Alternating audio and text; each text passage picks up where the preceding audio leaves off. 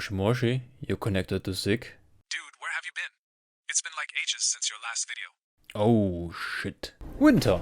A cold season of early nights, a lot of snow, animals going into hibernation, drinking hot chocolate, and homeless people freezing to death. With the winter also comes Christmas, so the time for the elves has come to go back to their sweatshop at the North Pole for Santa Claus.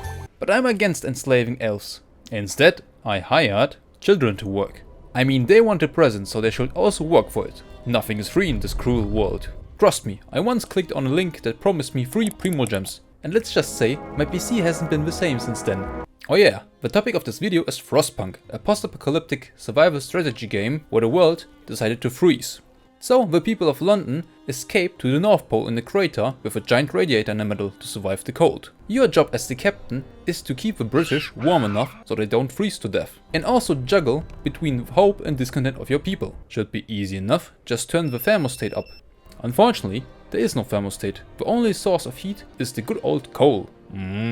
Coal. The cleanest and most delicious natural resources the world has to offer. The toxic fumes may accumulate in the crater you're living in, but you should think of the upside of that. You won't have to suffer for long, because you're going to die early enough due to lung cancer. To guarantee the survival of your people, you will need to make tough decisions. For example, if you want to eat literal wood, or if you want to consume gamer drinks. If you play your cards right, you can transform your people into futuristic cyborgs. One could complain that it's worse to have prosthetics than real appendages, but have you considered that your weak flesh body can freeze? And if you don't have any legs, but only pure steel, they can't freeze? It's called optimization. You wouldn't get it even if I explained it to you. To increase the chances of your success, you can and should send out expedition troops to faraway places to scout for new survivors, resources and steam cores. Just take inspiration from the British back in the golden days, when they roamed the seven seas and collected resources for the royal family. The steam cores are the most important resource because they are needed to create advanced buildings, and the most important unit,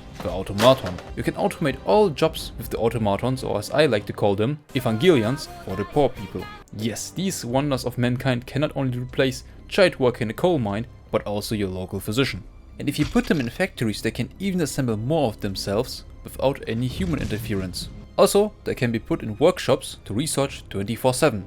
You may think, why should I increase the hope and reduce the discontent of the population? Well, if the discontent reaches its peak, the people will do some silly prank known as a coup. So you probably want to avoid that if you prefer living.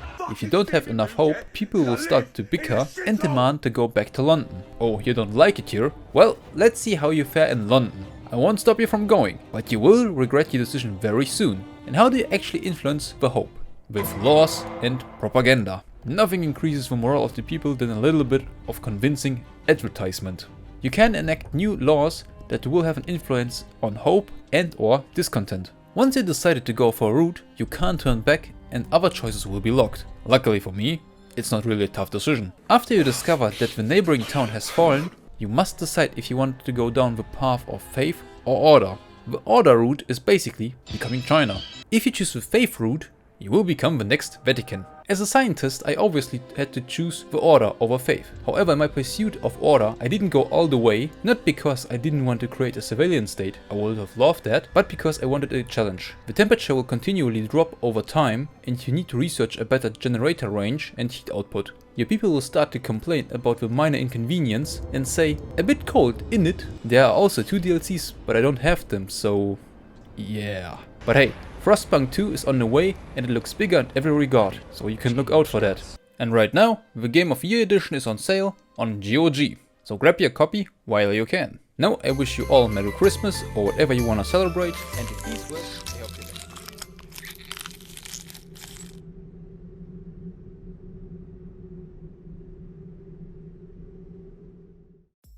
走れソリよ風のように月見原を